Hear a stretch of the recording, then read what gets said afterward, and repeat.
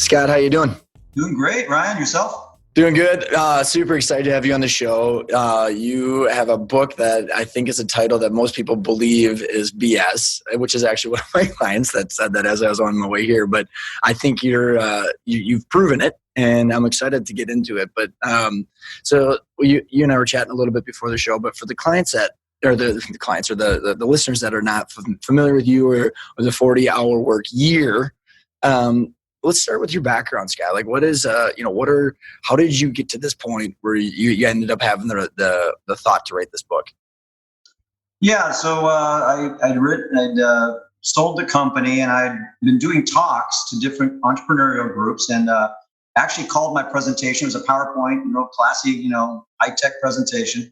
I called it Transition, Position, Acquisition. So the concept is to, transition yourself out of the business, position it for sale or to buy other companies, and then begin buying other companies, acquisition, acquiring, or get acquired. So I'm doing this talk, I'm going around the circuit, probably doing 3 or 4 of these a year. And almost every time I do one of these, somebody would come to me and say, when are you writing the book? When are you writing the book? And I had never looked at writing a book. I never thought about it. I knew it sounded painful. I knew a couple other business owners who'd done it and said it was not enjoyable. But I said, you know what? Worst case scenario, it's a bucket list thing. I can say I wrote a book. So I spent about a year off and on, screwing around with it. Came to the December of 2009. I had literally probably 20% left to go of the manuscript. I told my wife, we're not going anywhere this Christmas. I'm going to lock myself in the office from 9 to 5 every day. And I'm going to finish this book. So I got it done. I self-published it through Lulu, and May of 2010, the book came out. That's awesome. Yep. So in the premise of the whole book is the fact that you decided that you wanted to get out of your business from a role and responsibility perspective. And so maybe, kind of giving a little bit of the premise of the book, and then we'll kind of be diving into a little bit of the different parts of the details. But how fast you grew, and explain how you went from I love the ownership paradox. So maybe a couple of the milestones, Scott, is as you got to that point where it was okay, I have a decision I have to make. Yeah. So timing, and everybody in business knows this, timing is very important in business. We hit a real sweet spot. We opened in 2007, rode that ride. 97, rode that ride into 2000, everything kind of fell apart, and then rode that next ride after 9/11 and sold in 2007. So the timing was a big part of that. And our industry, we hit a nice timing on it. We were a PEO, professional employer organization. And even today, they're not really that well known, but back then they weren't known at all. So when we were into the market, as far as ease of entry into the market, there was no real competition. There were some competitors, but we were able to really grow quickly, mainly off of just organic growth. We never acquired anyone. So, it was a real timing situation. And then it was also just the market opportunity at the time as far as, competitors. So then as you were, because I think about the building blocks that got you to where you ended up saying, I want to actually look at this business differently, by getting out of that, starting that first transition part. Right.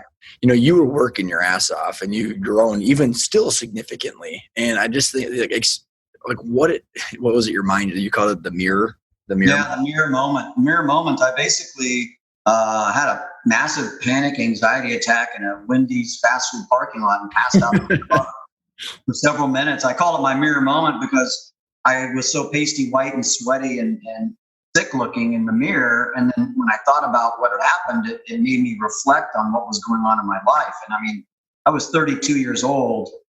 And, my body was telling me, knock this off. You are burning both ends of the candle. You are not eating well. You're not sleeping well. You're having anxiety, panic attacks. It's the typical 90-hour-a-week BS. I just thought, well, if I just do more of it, I'll get better. But it wasn't working. It was getting worse. And that was the main moment where I said, enough of this. I'm going to hire a salesperson. I don't need to be the sales guy because, I don't trust anybody, which is typical as well. And then a couple months later, I hired another salesperson. Learned how to be a sales manager, which I really loved, but I did it. And that's kind of the real linchpin of when we went from growing at a nice clip because of me to growing at an exponential clip because now I was coaching others to do what I'd been doing by myself. So, which I find is interesting is you look at the kind of the journey of most entrepreneurs, which is a lot of the people that are on this show. And so you start hiring the right people. You kind of had that, the E-Myth entrepreneur seizure, and you're hiring the people and you're growing. But then you get to a point, and I don't know where in the year in the spectrum of the business, where you were doing 50 million, but then wasn't it your wife that came in? There was another triggering event that got your head out of the operations into actually asking yourself different questions, which I don't know if that kind of ties into your positioning, but kind of explain how that, what I describe, Scott, is like, it's like you go from like 2-dimensional to 3-dimensional when you have. Exactly right. No, that's a great analogy. I was down in the basement. It was April. My wife came downstairs. She was like, I need to talk to you. Like most husbands, I ignored her and kept typing away. And she said, no, I really need to talk to you. I said, okay, what? I mean, like I say, I thought maybe the neighbor's hitting on her, the kids are having problems at school. What do we need to talk about? She takes my head, Ryan, and tilts it up. We're living in Michigan. Tilts my head up to the transom window in the basement so I can see the snow coming down. She says, it's April, it's snowing. I'm fed up with this. I need to move somewhere sunny. This is ridiculous. And so that's what really started the journey of Karen and I, my business partner, Karen and I, were 50-50 transitioning out of the business because I said, look, I'll move. I'm good with that, but I'm not going to move and get on a plane and fly back here every week because that's miserable on top of ugly. That's just terrible. And so we spent a year setting up a transition plan, we call it, a very unique, creative name. And the concept was that Karen and I would transition out of our roles in the business over the next year so that I didn't have to get on a plane and fly back every week to run the business. We would literally put systems and people and processes in place and a structure in place that can run without us 100%. So what I find, and I'm curious on how you can help articulate this 2-dimensional versus 3-dimensional versus what you did, right? Because the way I say it is like, it's almost like the owner looks up for the first time. And like, it could be like an out of the blue offer. It could be some triggering event personally, professionally, or something. And, because I find it crazy how most people say, well, I'm never going to exit. And it's just like, why that people have to think about that when they realize how much that impacts the value of the business and what you do day to day. Like I got this speech, Scott, where it's like, start with the end in mind, but it sounds too cliche to people where they just ignore it. But they explain, how immediately you started looking at the world completely different. I mean, and how all the KPIs and all the things you started tracking just totally shifted. Yeah, well, desperation is a great motivator, right? I mean, so in that way, in the early years, why I was selling like a crazy man and totally nuts was I was desperate to start getting paid. I mean, I went without a paycheck. And then desperation was a great motivator when the wife was not happy where we were living and we needed to get out of there. And so you start to think, like you said, in a whole different level. So I already knew I was too much in the weeds. I still owned a job at this time, and I knew we could transition out of our roles. The key was getting Karen to agree and getting my executive team to agree to want to help us accomplish that. So again, I talk about this in the book. If you're not developing what I like to call intrapreneurs, so people who are internal to your business, but they have more of an owner mindset, I honestly don't think what we did is possible. So I start with most of my people that asked about this, I start with that. Mm-hmm. So if you're not willing to create and coach, and really coach your people like a business coach to become entrepreneurial in thinking, I don't believe you might be able to get to the 40-hour work month, but you're not going to get to the total remote business runs itself, one day a year type. Well, and let's peel that out back if you want, if you're willing to, because I out of all the clients that I have right now, or even the people that I'm talking to through my presentations or whatever it is, you have this owners, guy, gal, doesn't matter, where their charisma, their passion, their technical perspective or whatever it is that helped build that company. And I've got a range between, 5 million and 50 million, where the owner is still either the head PR person, head culture master, or something. And then there's this massive gap where there might be technical people that are on their executive team, but there's a huge gap as far as these entrepreneurs who are capable of taking that personality baton and then and the finance perspective. Now it's just a really, really hard thing to find. Oh, no, I agree. And I tell everybody this in my talk to us. I say, look, I'm not saying this is easy. It wasn't easy. I bring that up many times in the book. I'm just saying it is possible. So Once you get, and I talk a lot about mindset in the book. Once you get past the mindset that you can't, my dad used to always say, can't never did anything. So once you get past that, well, I can't, because I would say, you're right. If you say you can't, you're right. But you can also say, I can. So the mindset, that's why I said the main key issue to get this thing rolling was to get Karen on board and to get my executive team on board with, this is a better way to run a business. This is better for you. You're going to have more opportunities. And for Karen and I, we need to get the heck out of these people's sandbox and let them do what we hired them to do. We don't need to be babysitting them or seagull managing them. We need to let them do what we hired them to do. Mm-hmm. And then I think there's and you address this in your book, and I'm curious on how you want to expand on it or explain it. The challenges that I see so many people, it's like, okay, great. Well, I'm making $200,000 and there's, when you break it all down after taxes, after this and that, there's not enough money. Right. And, or there's not enough, there's this whole, they're not thinking long-term on value creation either. So understanding cash flow, how do I pay for this? And then how do I actually see the light or return? Right. So Karen and I, one of the things we had to agree on, and that was really the beginning point of this, was we were going to both take a sizable pay cut. And when I say pay, I mean total pay, distributions, income, perks, everything, total compensation. We took about a 60% cut for a year. We agreed to it. Now, again, that's spread out over a year. It's not, all in a lump sum, to put back into the business, which was systems, people. We bought a building, software. And we were very strategic about this in the transition plan, where the allocation was going and for what. We had a budget and everything was great. And as I talk about in the book, everything was rocking and rolling. This was May of 2001. And then everybody knows what happened in September of 2001. Yep. And as I said in the book, it was a brick wall. I mean, we literally dropped 40% top line in 3 months. And so Karen and I basically, yes, we still kept putting the money into this transition plan, but we went to making nothing, basically, which, gotta do what you gotta do. And then the transition plan, instead of taking about 12 months, took about 18 months. But I tell everybody, if 9/11 hadn't happened, I honestly think we would have pulled it off in under 12 months, because we had a very strong plan, target. And again, you have to think this way. I don't know any other way to say it. If you're not wired this way, they need to bring in somebody like yourself to help them. Because a lot of entrepreneurs are great at, shiny penny and idea and all that stuff. But when it gets into, okay, let's actually build a system and a structure, they'd rather just go kill themselves. I mean, that's the last thing they want to even talk about. Well, I totally agree, Scott. But then also, with all the people that you've been exposed to, what part does ego play into it? Yeah, so that's bad. We're back to that again, right? That's the reason I had 18 closing appointments in 1 week. I had to sell to everybody. I would not trust anybody to go mess up a proposal or go piss off a client or piss off a prospect. So ego is a huge part of it, but I think at the root of a high ego, a lot of times, is a lack of trust of your people. Mm-hmm.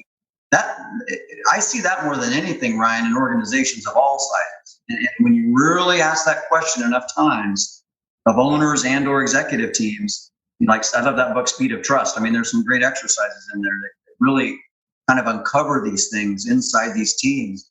Nothing we did. So my other saying I like is, you can't build the real T without the first T, meaning you can't build the real team without the trust. Right. So they need to know you trust them, you believe in them. It doesn't mean they're going to be perfect. It doesn't mean you're going to be perfect. But there's a mutual trust to accomplish the goal that you've set out to achieve. Now, if you're wired the kind of way, I won't get into certain people, but if you're wired the kind of way where it's my way or the highway, my what doesn't stink, and I've got an ego bigger than whatever, you are going to have a tough time with this. And honestly, that's part of why I wasn't thinking this way in the beginning. I still had that ego. I mean, I did. I wanted to be quoted in Crane's Business Journal. I wanted to be up speaking at all the events. I wanted to be, But once I moved to this form of thinking, my ego, in a way, it was kind of funny. My ego became about helping my people succeed. And I know that sounds real, cliche, like you said, but you can have an ego about having a great team too. It doesn't have to be about you. Right. I mean, my ego became going to EO events, bragging about the fact that my team was running the company better than I ever would have. Right. Well, and what I think is so interesting, Scott, is I think that there's the ego, and then there's it's that new lens. It's that 3-dimensional lens of I have to get out of this business, right? When you have that as a goal, you naturally go through the reiterations of that person didn't work, or I find a lot of people are like, oh, well, that person's fine. but they're not fine if you wanted to get out of the business. They're fine if you're doing a fourth of their job. You know what I mean? Correct. Yeah, and that's I talk about the decision matrix, all these things in the book that lead you how to figure this out. But I mean, this was not perfection. I mean, we changed out people many times, and quite honestly, our biggest issue was during this transition plan after 9/11. Like, we took off again. I think we hit 100. We were well over 100 million in 2003, 2004, and I mean, the problem was we were hiring people to run a business at 50, 60 million. And by the time they got up to speed or were, at a level of being promoted, we'd already outgrown them. Yeah. Okay. And that, people would say, well, that's not a bad problem. It's a great problem. Well, it is and it isn't, right? Because I'm sure you've seen tons of businesses that outgrow their cash. And I mean, that, you got to be, yeah, you got to really be, say, I like this saying as well, sales for vanity, profit is for sanity, but cash is always king, right? Yep. So, yep. If your people aren't up to the task, good luck with that. So that's a real challenge in the transition out of business. So I agree with you. And, as you look at this next level management and that are like the people, the intrapreneurs that you're talking about, what are interesting things that you've seen of like how people have been comped, right? So someone doesn't walk in and go, give me 30% equity, right? Because that's what people, or they're asking for so much cash or as a W-2 that you can't afford them. Is there ways, like, what are creative things that you've done for comp? And then even before you answer that, Scott, at the back of the book, there's some context behind this. You said that, it's, what was it? Ownership, wealth, and I can't remember what exact ownership, wealth, and company value.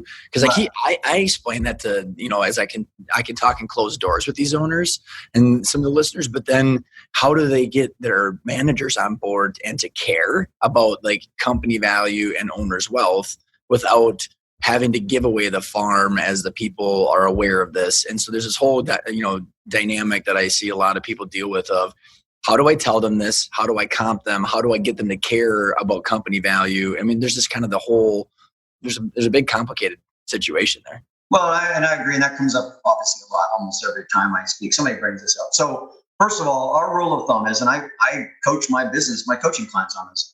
I believe, and we believed in this, we had a very type A, tiger type driven organization. We would pay every position. This is not just sales. This is every position. 80% of the market wage. So whatever the market, and we were an HR company, so we knew what those were. Yeah. 80% of market wage, but we would pay 100% of the bonus, whatever bonus they were making. So if you came to me and you were making 50 grand a year, I'd offer you 40. But if you could make, 10 grand a year in bonus, I'd offer you that you can make 20. In addition to, really, there never was a cap, but you were pretty much going to be guaranteed to make 20 in bonus on top of it. So you were performance driven. You were driven towards metrics or KPIs, whatever you want to call them, to hit your goals and numbers for the company as a whole, not just your own pocketbook or your own job description. Mm-hmm. So once we got our metrics in place, this is very easy. A lot of people say, well, did you have open book management? No, but we had open metric management. Now, again, our company was very so when we sold, we were in 42 states and we had, 23 entities spread over these states that made up the whole company. So this was not an easy, QuickBooks type operation here. Yep. So the metrics were what drove everybody to achieve. So when you talk about how do you get people to buy in, we got them to buy in because they were sharing in the profits that the company was realizing due to their efforts. It wasn't like, oh, okay, Christmas is coming around. Let's come up with a number of what we're going to give everybody. This was very transparent. They knew this on a weekly, monthly, quarterly basis. We also did a lot of spiffs and bonuses on a quarterly basis because I think another mistake a lot of owners and businesses make is they only do that annual bonus, which is really hard to keep people motivated when they know they're only going to get it once a year. So we would have quarterly, like check-ins. How are we doing towards goal? And we would take a portion of that annual number and distribute it as a bonus or a compensation structure within the company. Can you explain some of the metrics? Because you had some really cool ones that were in there, and I think a lot of organizations that are in the lower mid-market privately held companies struggle with data and KPIs, and again, they're not forced to do it, right? But I think again, because your ultimate goal, you ended up driving these down, and I think they were pretty robust. And like, what were some of the ones that you were constantly managing? Yeah. So again, and in the book, I talk about, get 5 metrics that measure 95% of your business. Now, again, this is doable. It takes time. This is something that, again, when I work with people, this isn't something you figure out in a week. I mean, you have to come back and look at this and tweak it. I call it, like in the book, I say it's like a perfect recipe. You're going to have to change some of the different elements. So my number one metric by far, and I believe every company has one number one metric that drives more. There's other ones that are important, but this is the driver. Gross margin per worksite employee per year. Okay. So when I say worksite employee in the PEO world, if your company had 50 employees, Ryan, I would count that as 50 worksite employees in that formula. So let's say my gross margin after flow through was $20,000 a year and you had 50 employees. If you follow where I'm going here, it'd be a little higher than that. It'd be more like, let's say my gross margin per employee, my gross margin with you is $50,000 and you had 50 employees. Yep. It'd be $1,000 per worksite employee per year. Yep. Would be that metric. Now, by the way, that metric, when I first calculated it and put it in place, here's the sad story. It was $721. The sad part was, Ryan, the cost per worksite employee was $748. Yeah. Not going to make that up in volume. Okay. Yep. The good news is once I restructured the whole sales compensation structure and they started getting paid off this metric, not just off head count or payroll number, when we sold the company, we were at $1,471 per worksite employee. Wow. I was shooting for 1,500 and we were a little bit shy. But that's the power of not just having some numbers that you look at, or they're on a spreadsheet somewhere that nobody ever pays attention to, but actually driving your business with the metrics. Well, and what I find, and it just, I love it because, it all comes down to that change in mindset, because it's like you needed to find cash to replace you. It was a Karen. You and Karen? Yep, Karen was my business partner. Yep. And so then it's like, okay, well, you need to find the cash, which then had you searching for ways to do that, which led you to these KPIs. And then they kind of explained the weed killers too, or the weed whackers, or I can't remember what you said. Oh yeah, weed eating? Yeah. Weed eating. That's, but because I think there's just all these, like, as you're trying to find and do, it takes these hard things to do for your ultimate goal, right? Correct. I mean, like it constantly helps you because you know what the ultimate goal is. But maybe explain how the KPIs, but then also the weed eaters, like how that helped you find more money. Yeah. So, this became very apparent. So in the book, the book basically revolves around my basic concept, which is my focus filter, which is enjoy life, make money, do deals in that order. Okay.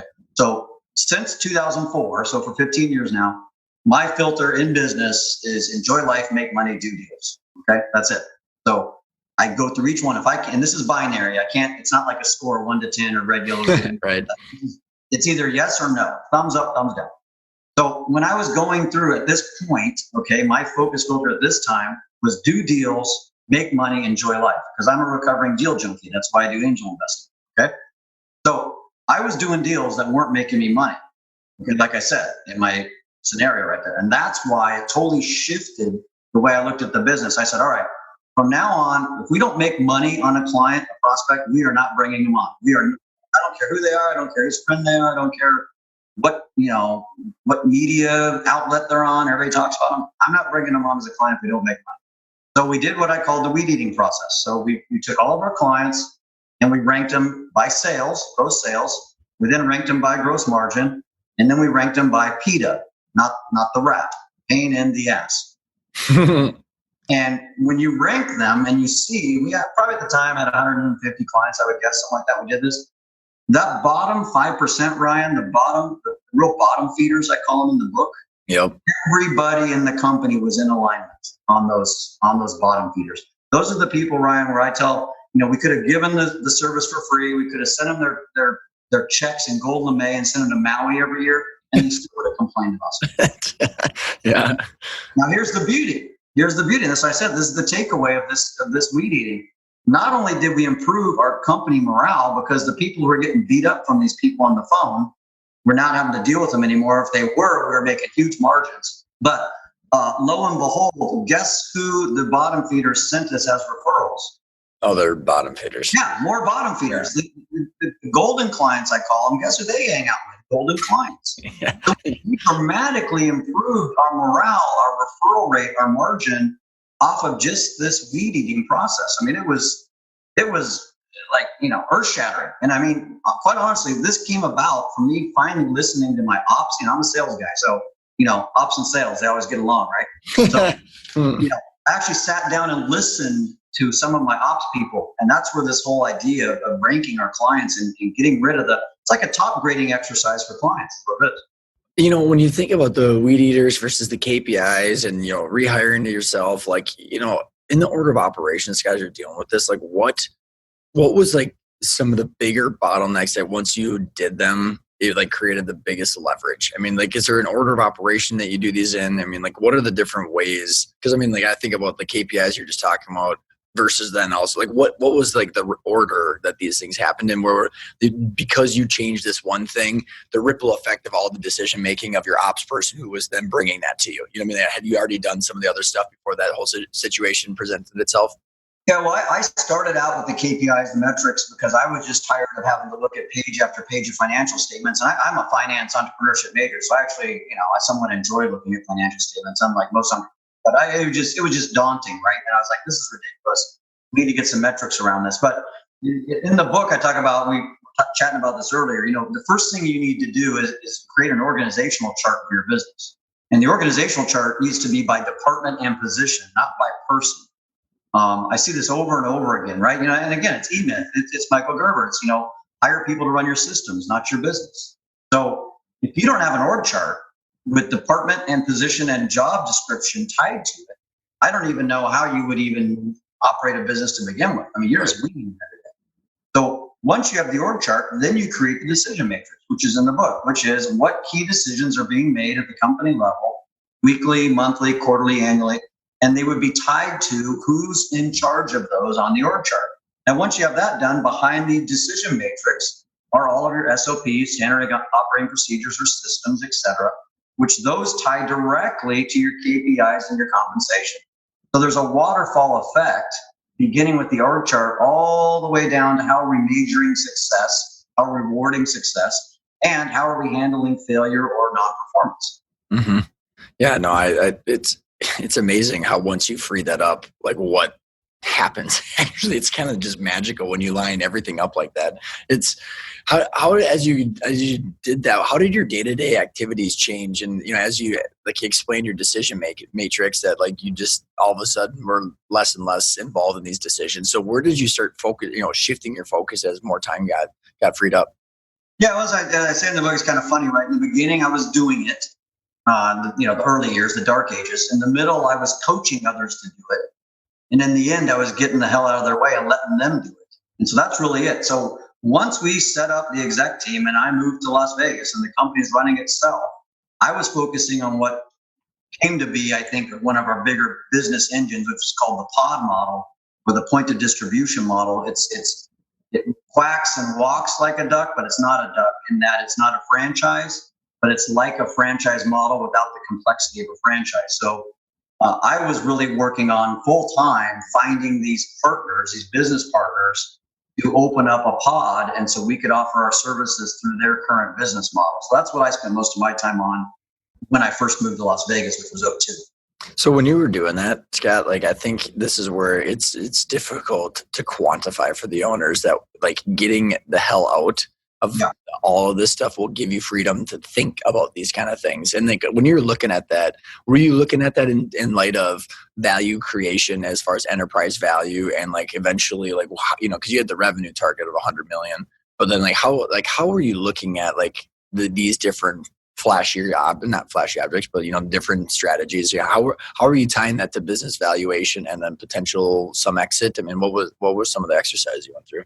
No, that's a great question. So what I realized, and this had happened before I moved, but I wasn't ready to tackle it because I was still too much in the business, and that's why we had to move out.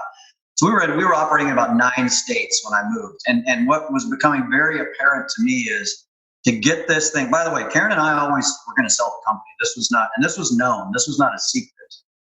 We didn't have an exact date. We had set in our mind 10 years, and it ended up being 10 years and 3 months. But that was more probably coincidence than was it actually 10 years. It was more about the guiding principle. But when I moved and I started realizing the only way I'm going to get this thing to have real value beyond just a small business value is if we get a bigger footprint across the country. The other thing in our industry we started to see was some real squeezing of margins. Without getting into the complexity, there were some real margin squeezes going on in certain states that we were already in. And I knew we needed to have revenue streams coming from other markets. Plus, other markets were just growing faster. I mean, we were in Michigan. It wasn't exactly a booming metropolis. So, for example, went into what I call hot Atlanta. We went to Atlanta back then. I mean, I think we did more sales in 6 months in Atlanta than the rest of the company system wide. Holy cow. Yeah, just because of the market, just because how hot it was. So that's what really drove me was, again, back to the end in mind was there's going to be an exit. I want to get this thing as big as quickly as possible with the structure in place that the buyers know they're buying a well-oiled ATM. They don't have to buy something and come in and fix stuff. And what the pod did, which is interesting because I've helped other businesses put the pod model in place. This helped us really refine and structure our SOPs and systems at a whole nother level. I mean, as you can imagine, versus just, here's HQ and we got, we're overseeing these 9 states. Now, when you start seeing you've got 6 pods spread across the country with different ownership structures, and they're marketing to whole new client bases that we'd ever gone after. Oh, and by the way, we now have clients in 40 states. That makes you up your game incredibly in your SOPs and systems. Yeah, it's just amazing. And so because I'm curious, like you said that you were thinking of the exit in mind from day one. Like, how did that become a thought in your head? Like, so from what I'm understanding, because like in your book, I don't know if I really clearly understood that, where it wasn't that example in Michigan or that story in Michigan. It was predetermined that you were going to do this. Like, where did that thought come from? Well, so Karen, so interesting enough. So I grew up in a family business. My father and my grandfather were in business. So was my mom's dad also had a business. And then Karen's parents were in business. Her dad owned a car dealership and her mom owned a florist. So we had been, by the way, we had an anti-nepotism policy in our company as well because of those experiences. I mean, not against family business, but, it wasn't exactly, different challenges. Yeah, there are some challenges. But Karen and I, when we sat down and said, look, I'm willing to give this a go, meaning I'm willing to go all in, jump off the cliff, no parachute, but I don't want to do this forever, And so that was kind of where we started. We agreed on, just as importantly as my wife agreed to let me be and support an entrepreneur, was that Karen didn't want to create some evergreen business, and neither did I. We didn't want a legacy. We didn't want to hand it down to our kids. That was never in the conversation. And again, this is, you've heard this from, I'm sure, tons of your guests. It's about being intentional, right? I mean, right. Totally. That's one of the first questions I ask a business owner. Well, what's your exit? And like you said, hey, hate to break it to you, we all exit, right? It's just like this crazy delusion that people tell themselves. And I'm like, here's the thing that I just find absolutely perplexing, Scott, is that why are you proud of that? Right. Like, it makes your business doesn't run as well. Right. And you're just kind of screwing yourself financially. Well, again, I'm doing these sayings because I love sayings. They keep my mind, and as I get older, it's easier to have sayings. But, another thing that my father used to say is, people don't lie on their deathbed saying they wish they would have worked more. Right. So, and as a kid growing up, as the oldest of 4 boys, and my dad, early years, he was gone before I woke up and he was home after I went to bed. And he had to be at that point of his entrepreneurial life, just like I did.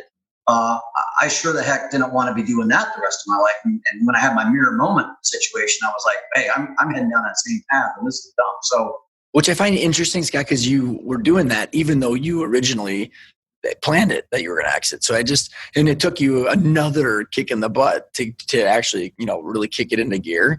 Well, yeah. I mean, it was 6 years. So from the day we started to the day we totally transitioned out was 6 years. So this didn't happen overnight. Now, we didn't decide to transition out until the 4th year. Yep. But, it's not like people go, oh, this, I said, well, wait a minute, time out here. I mean, how long have you been in business? I've been in business. I'm talking about somebody who's read the book. How long have you been in business? I've been in business 10 years. Okay. How much stuff are you still touching on a daily basis as a doer in the business? And typically an owner will tell me, oh, maybe 10%. And then I say, okay, are you fine with me talking to a few of your employees? Well, yeah, because you're going to work with them anyway. I say, great. What do you think the employees are telling me? Oh, yeah. Oh, we talked to them about everything. Right. Oh, well, you see this stack over here on the side of the desk? Mike here, the owner, he has to sign off on all this before I can send it out. Okay. That's still in the business. I mean, Yep. you're touching any part of those departments on a daily, weekly, monthly basis. You're in the business to that degree. So you may only be there 10% of the time, but you're making everybody else's life miserable because they got to run it all through you. Well, I find it, one of the psychological things that I find that is tied to that, Scott, is that like there's like this endorphin fix, I think, that happens for like with affirmation of being needed on that kind of stuff. Yeah. Difficult to get rid of that and sacrifice money at the same time. It's just like, it's like all things weigh against someone not like getting out from underneath it. Yeah. And again, because I've coached and talked to a lot of different types of entrepreneurs, and I think it's not a one people we hired thought, and making sure we're all aligned on the same page. Meaning, we didn't have a bunch of trust fall group hug type moments in our business. I mean, we were hard drivers, boiler room type attitude, not the illegal part, but the fighting type tiger attitude, type A attitude, and I think the concept and the mindsets will work anywhere, but you've got to fit them into your culture. I mean, everybody knows that. They don't necessarily do it. Yep. I'm not saying break your culture, keep your culture, but honestly, some of the clients I see, culture is the problem. They can't transition out of their business. Yeah, I would agree with that. And like, there's not the KPIs that set them up for clear expectations. You know what I mean? Where like the expectations are unwritten based on approval, like personal approval or something like that, versus like clear, defined, like this works, this doesn't. And then we can have fun and talk outside of what did you, one of your things was friendly, but not friends or something. Right. Friendly, not friends. Right. Yep. Well, when you were looking at your exit, as you were growing and you were focusing on the pods and stuff like that, I also think one of the things when you're thinking about that, you're always kind of looking at yourself in the marketplace and looking at your company like an asset, which obviously you were doing. What were, some non-negotiables or drivers for you of like, when and how to exit? Was it a valuation, or was it like a right buyer, or was it like a specific buyer in the industry? Like how did you, I'm assuming because you're a process guy, you had some sort of criteria that you were marching towards? Yeah. So the whole thing started, it was summer of 06. I'd flown back, I go back, as I said in the book, I'd go back to the office once a year for a half day, meet the 10 to 15 people who've been hired since I've been out there, go over some things on our top 5 priorities for the year, and then have lunch with my CPA. Karen and I would then fly home, and we're at lunch, getting ready to go to the airport. And his name's Steve. Steve says, "Hey, valuations are looking good in your industry, and I've got a couple of parties interested in doing some recap work with PEOs. Would you be interested in a recap?" And kind of went through it. And I said, "Well, let Karen and I think about it." So like a week goes by, and I called Karen up and said, "You know what? I'm interested in exiting, but I don't want to do a recap. I want to like totally, rip the cord and you just sell." Yep. So once she agreed to that, we went to Steve, and he started working the deal together, and as far as negotiable, I as you know, it's not the price, it's the terms. Everybody wants all cash at close. That I've heard of it rarely. I mean, in big companies maybe, but not at our level. But the beauty was, Ryan, because Karen and I had not had really anything to do with the business per se for almost 4 years. We held a lot more of the chips. So we actually got 50% cash at close, the balance paid out over 2 years. No performance guarantees. No holdbacks, no clawbacks, no earnouts. That was the deal. Did you guys hire? People I talked to at the time, that was kind of unheard of. But honestly, I think the only reason we were able to get that kind of a deal is we didn't have anything to do with the business. Right. So, what was briefly describe like your team and like the process? Did you hire an investment banker? Like, did you ring on doors yourself, or what was the kind of the overall process from? Yeah, so our CPA firm actually has I'll just go and tell you who they are. It's UHY at the time, and I'm still good friends with the partner there. They have an M&A division in the firm, and so they actually handled the whole deal. We did not have a broker. They created the back room. They took us to market. They were, between them and our attorney, worked the deal out, and that's how the deal happened. So fee for service, no percentage. The negotiated stock sale versus an asset purchase was beautiful from a tax standpoint. So Can you let's touch on that just briefly, because there are a lot of people think that that's not possible, and this due diligence library. You're a data guy, so a lot of people don't realize how important it is to have all this stuff prepped and ready to go. Is there a correlation? Excuse me, from the preparatory work and how clean you guys were to the stock sale?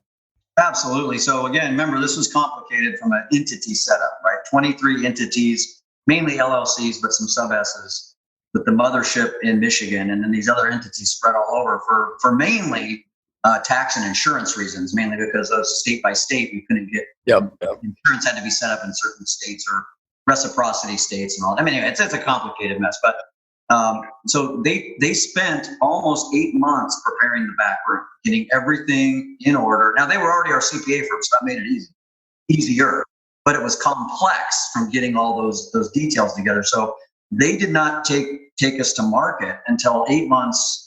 So it was February or March of 2007.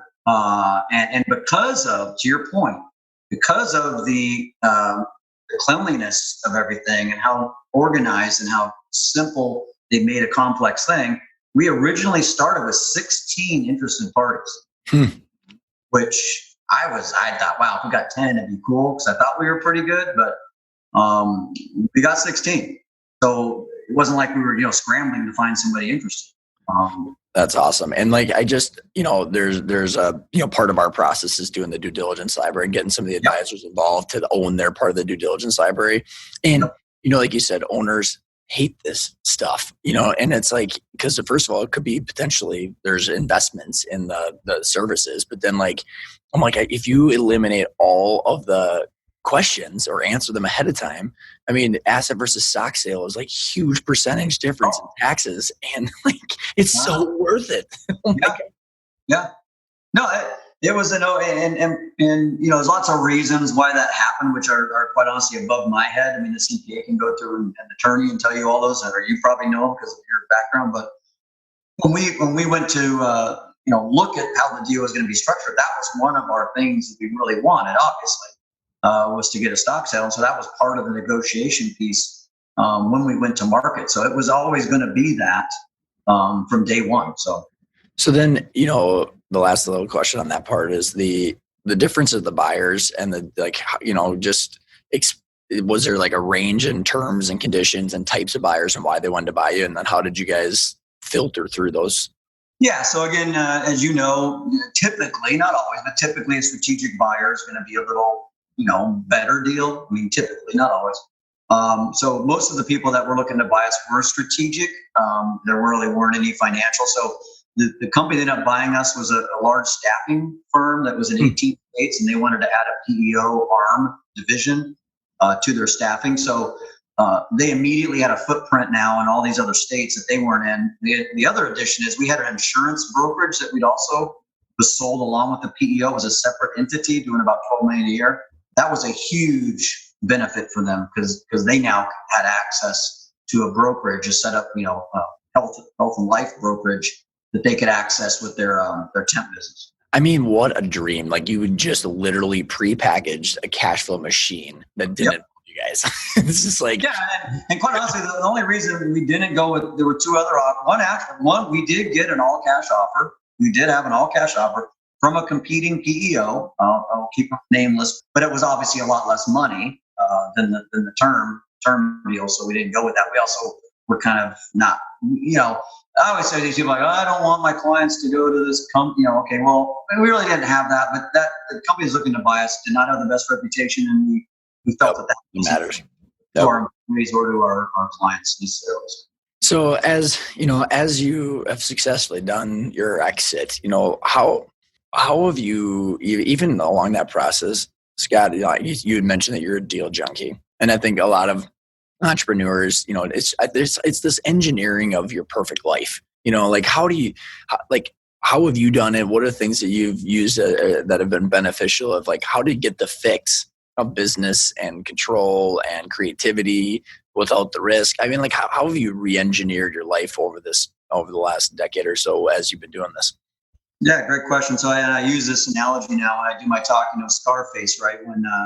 and Tony Montana is sitting there at the end with that pile of coke on the desk. Yeah. That literally is business to me. Like, I just want to bury my face in that pile of coke. I love business, and I love business. And I my first angel deal I did in 2000 as part of a way to handle my focus problem, which most entrepreneurs have. And so I wouldn't go astray. My company, I would feed my addiction to business with angel investing. So at least if I screwed something up, I only lost 50 to 100 grand. I didn't lose, a multi-million-dollar company. And so I've now done 37 angel deals since 2000. I'm in 6 of them right now.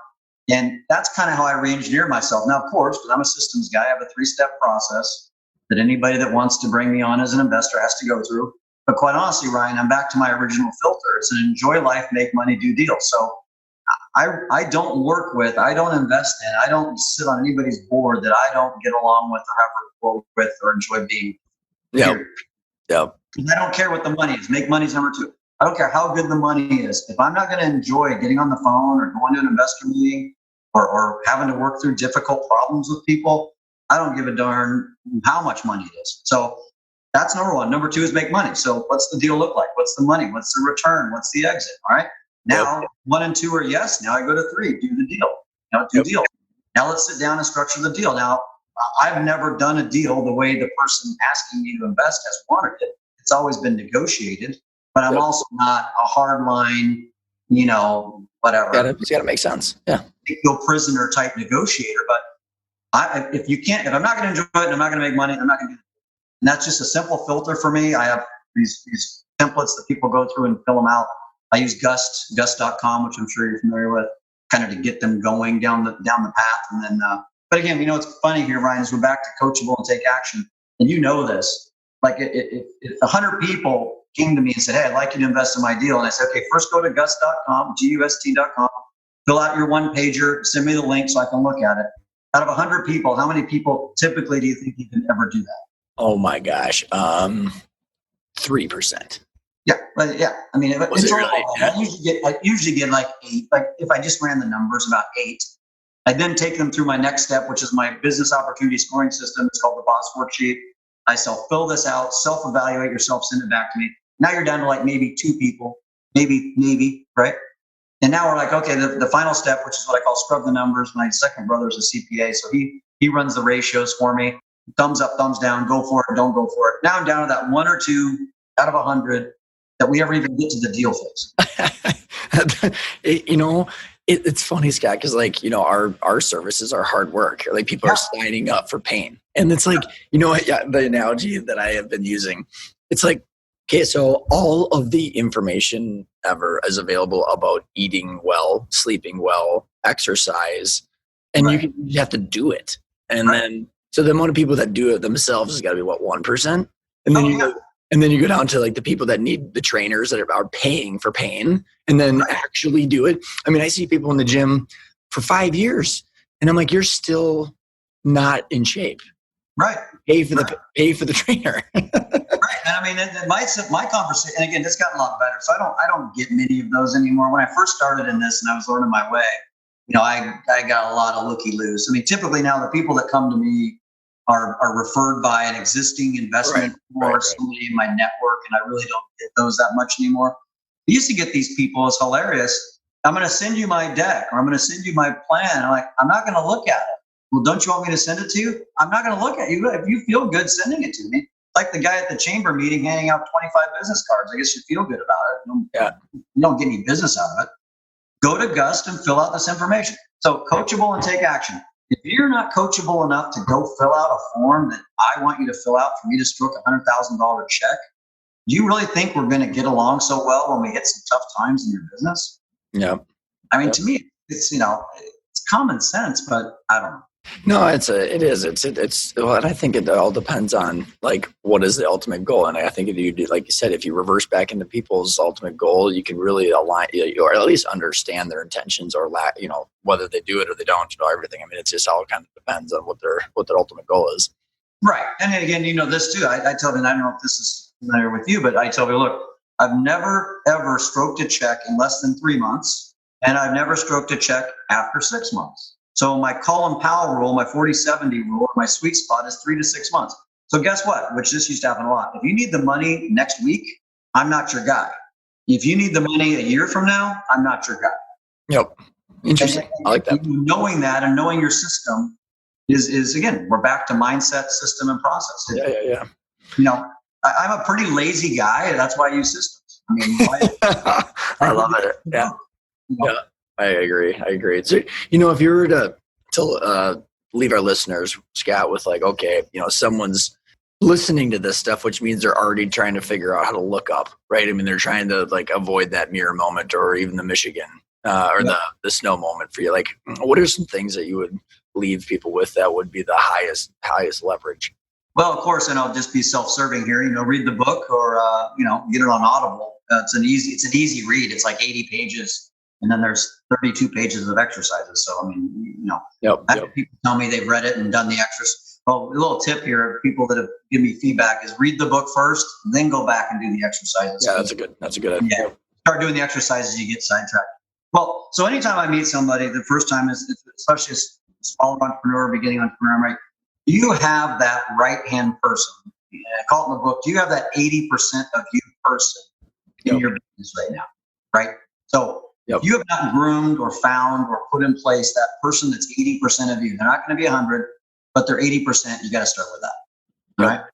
Secondly, then, is have you identified and started to coach and create a team of 4 to 6 intrapreneurs who can ultimately act as your leadership team once you decide to start the process of transitioning out of your business.